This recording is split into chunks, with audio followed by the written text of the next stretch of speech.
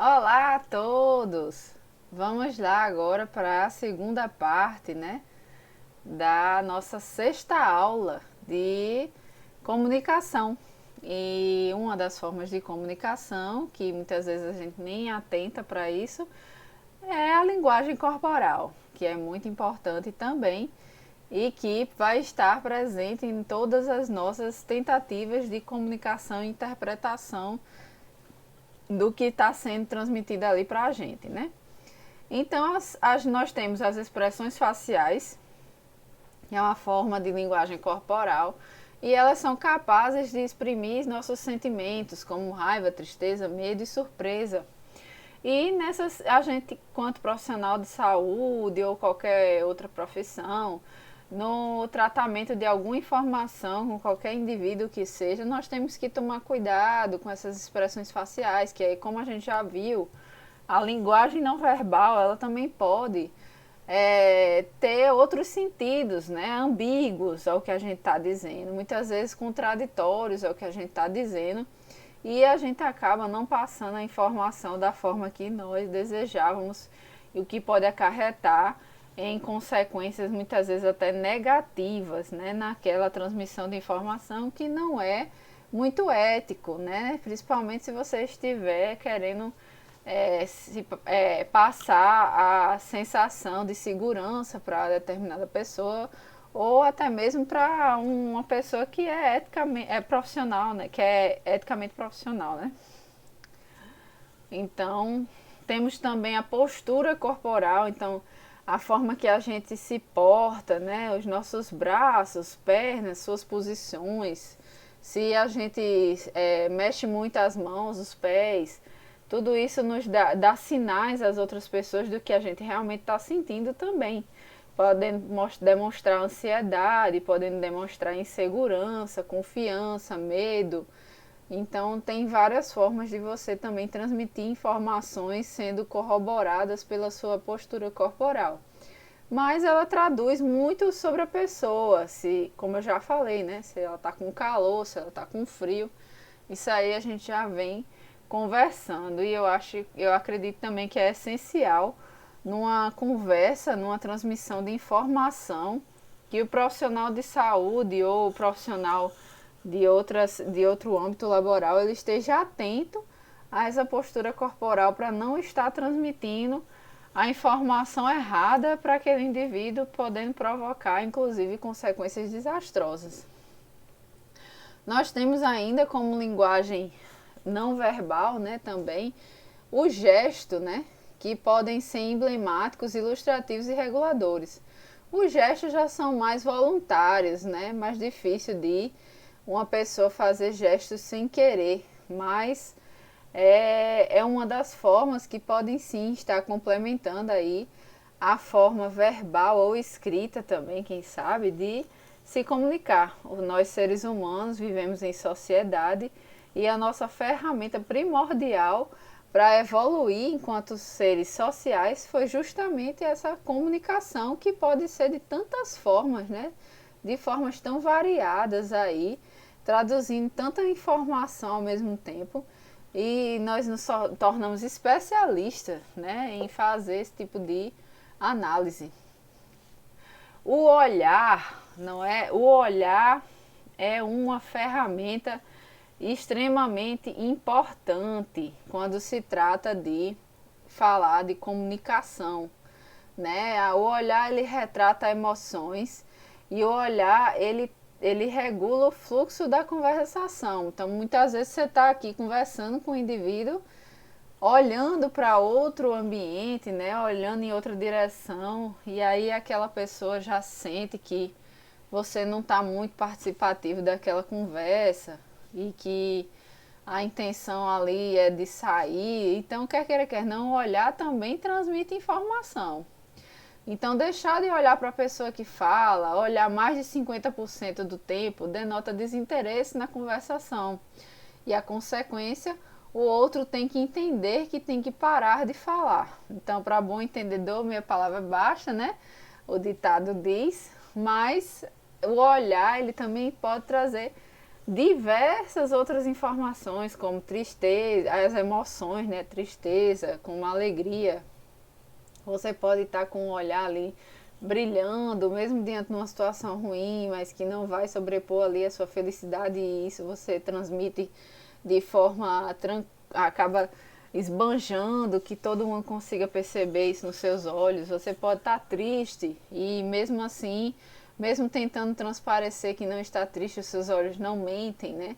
Então eu acredito que o olhar é uma forma de comunicação mais difícil ainda de ser controlada, né? Ela é mais complicado de você tentar esconder o por trás, né, do que você está vivenciando ali naquele momento, na hora de transmitir a informação propriamente dita e de forma eficiente, né, de forma efetiva, de forma a não passar a mensagem errada para nenhuma pessoa, né? Então, atentem para o olhar na hora de se comunicar. Ainda na comunicação não verbal, ela pode ser aprendida, pode ser melhorada, mas tudo depende da nossa percepção. Então, olha aí, quando a gente fala de comunicação, nós falamos um pouco sobre a comunicação verbal, que é importante e claro, a gente utiliza muito como ferramenta, né?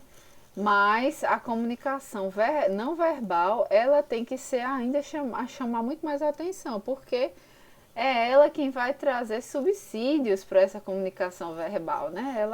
A comunicação não verbal vai dar indícios de outras informações que muitas vezes o indivíduo está ali tentando esconder alguma coisa, mas não consegue, caso a percepção da outra pessoa seja mais apurada, ela vai conseguir interpretar bem ali o que está sendo dito e o que não está sendo dito, não é isso?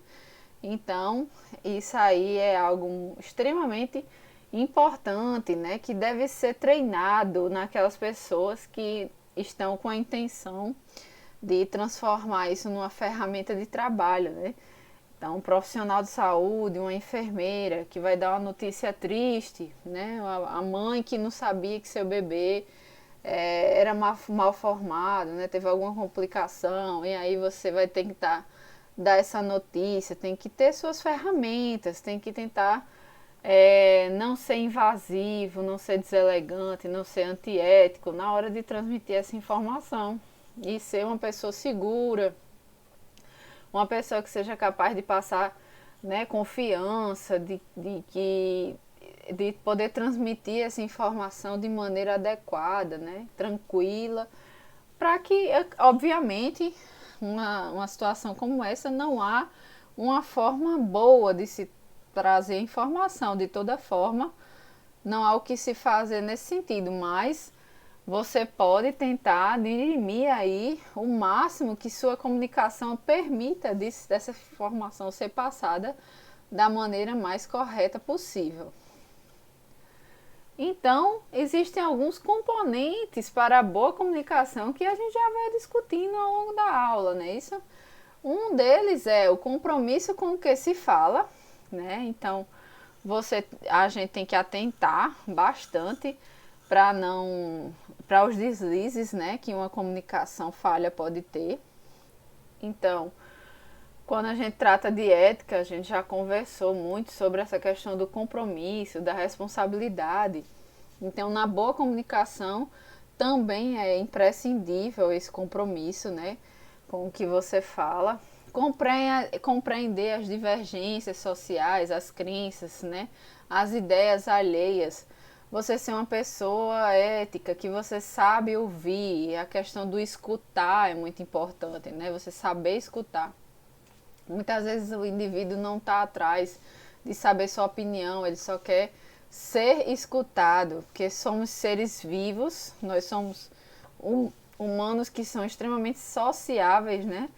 Nossa composição social é justamente de andar em bando também, né? Somos animais que são sociáveis, que se comunicam, então nada mais é do que essencial que a gente aprenda a conviver com essas diferenças e aprenda a fazer com que essas informações possam ser passadas de forma tranquila, apaziguadora, né?